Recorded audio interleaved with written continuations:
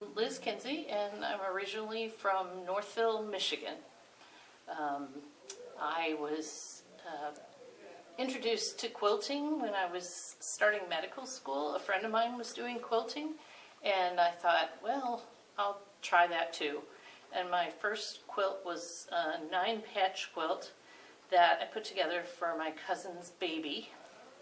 It was just a baby-sized blanket. And when I got the whole thing put together and went to quilt it, I realized that one of the pieces was turned backwards. And then I decided that she was going to get it that way anyway, because there's no way I could fix it. And since then, I love the idea that quilts don't have to be perfect, that it's better to have something made by hand and given as a gift than to have a perfect thing that maybe sits in your closet forever because there's a mistake in it or something didn't quite go right. Most of my quilting, because I've been overseas and traveling quite a bit, I haven't participated in quilting groups very much. Mostly I go online and find courses or techniques that I like, and I have a million books, a million quilt books, because I love to just look through them, and just the beauty of the time and effort that people put into making it.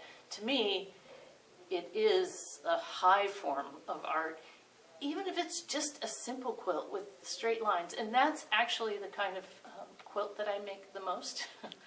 I love to make quilts that are just rectangles, maybe some triangles, squares, nothing like curves. I've done some really more intricate quilts, but I mostly like the simple stuff. I love when I was in the Army and people would be leaving, we would do signature quilts, and I really felt like that was something I could throw together quickly, but it meant so much to the people who got it. So that's pretty much my quilting experience.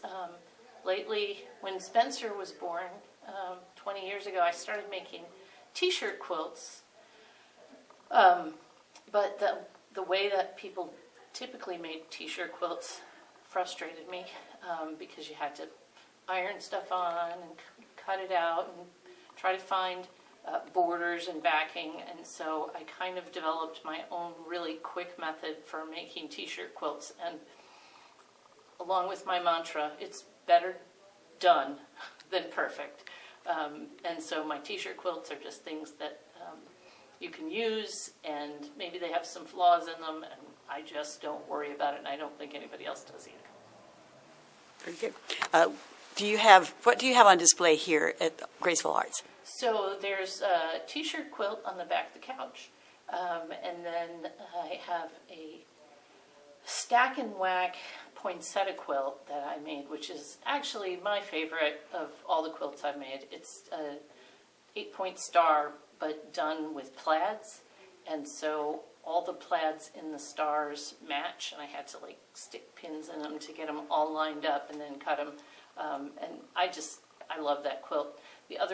Another quilt that I saw out there, I don't remember exactly which ones they have, but it's a cat quilt, and it was kind of an accident that I have one, because a friend of mine loves cats, and so I made a cat quilt for her, but while I was cutting, it was just easier to cut 2 layers at the same time. So she has her cat quilt in Michigan, and I have the reverse image cat quilt for myself, so that's kind of a nice memory too. Okay, great.